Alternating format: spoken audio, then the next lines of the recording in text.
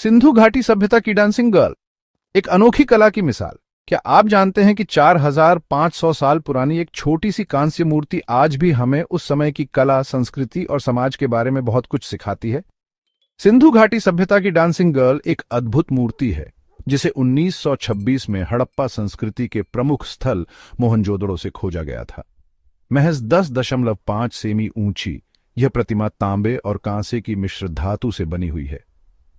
इसका अनोखा रूप और नाटकीय अंदाज इसे भारतीय कला इतिहास में एक अलग पहचान देता है।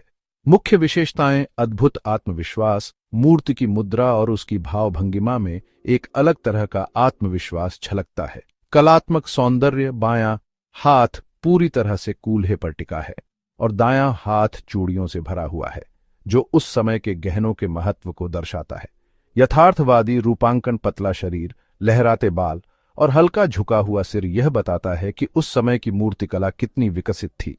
नृत्य और समाज का प्रतीक, इसे डांसिंग गर्ल नाम इसलिए दिया गया क्योंकि यह एक नर्तकी जैसी मुद्रा में खड़ी दिखती है। इससे हमें यह भी पता चलता है कि सिंधु घाटी सभ्यता में नृत्य और कला का कितना महत्व था। डांसिंग गर्ल का सांस्कृतिक और ऐतिहासिक महत्व, यह मूर्ति यह भी दर्शाती है कि सिंधु घाटी सभ्यता के लोग धातुकला में कितने कुशल थे। इसके द्वारा हम यह समझ सकते हैं कि महिलाओं की समाज में एक सशक्त भूमिका थी।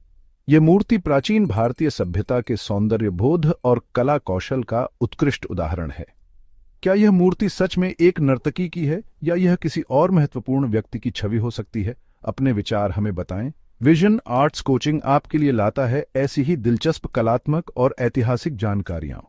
हमें फॉलो करें और अपनी कला की समझ को और भी गहरा करें।